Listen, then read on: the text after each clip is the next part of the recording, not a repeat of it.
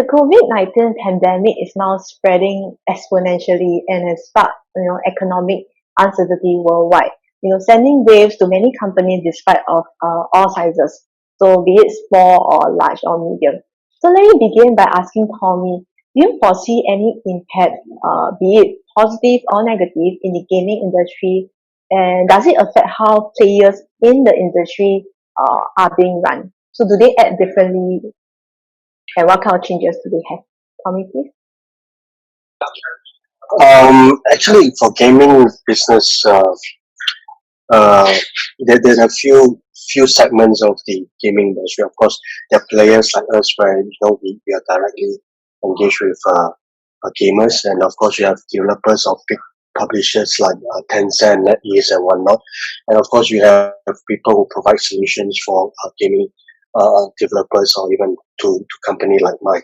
So in terms of the if you look at the hierarchy of the gaming industry, those who are the Tencent and NetEase level, they're quite happy because everybody are staying at home.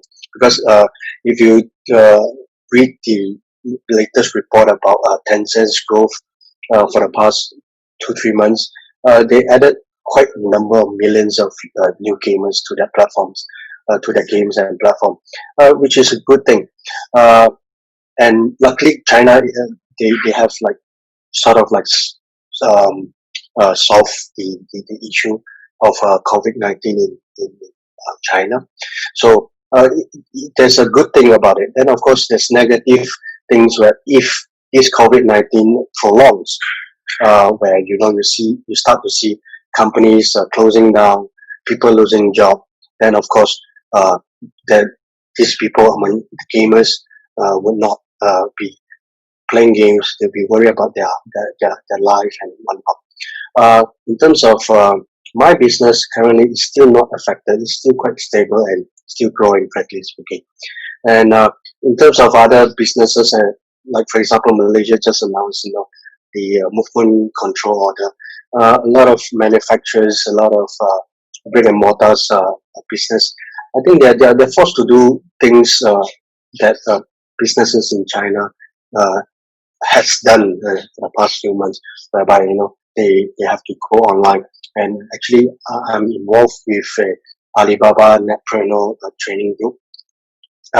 Inside the group, Alibaba share a lot of their methodology and initiative to help businesses in China to do that. And I hope that moving forward, companies or even governments in Southeast Asia and Malaysia in particular will come up with measures and initiatives to help the businesses. But overall, if the COVID-19 can be solved within a few months, I think that the impact can be controlled. But if it prolongs, like some of the people predicted, if it goes to the end of the year, then it's going to be a big problem. So how about the gaming industry in Taiwan? So I'm not sure whether, because we have some Taiwanese speakers over here, so I'm not sure whether, you all have observed any changes in the gaming industry in Taiwan. Yeah. Well, I think, in the Taiwan industry, I think the gaming, I think it's probably very similar to the other APAC areas, right? Because just a while back, I mean, the schools were shut down for a bit as well, right? So for the students and everything, and also I think, and especially nowadays, I think a lot of the businesses, some of the businesses here in Taiwan, especially in the travel industry as well as the sort of the food and catering industry, they've been a little slow. So I mean, when people are at home, they need to find other entertainments, right? And gaming is definitely one of the top form of entertainment at home. So I would definitely think that with this pandemic, I guess here in Taiwan, I think it's it would act very similar to like the other parts of Asia as well, where there might there should be an uptick in the consumption of games. But however, at the same time, I think Tommy was sharing as well, right? This to many people may be sort of just a vacation, but if this vacation gets too long, then it starts to sort of impact their pockets, then it might actually have some negative effect on gaming. So it really depends on how this whole ordeal or how this whole situation pan out and how long it actually affects. So yeah.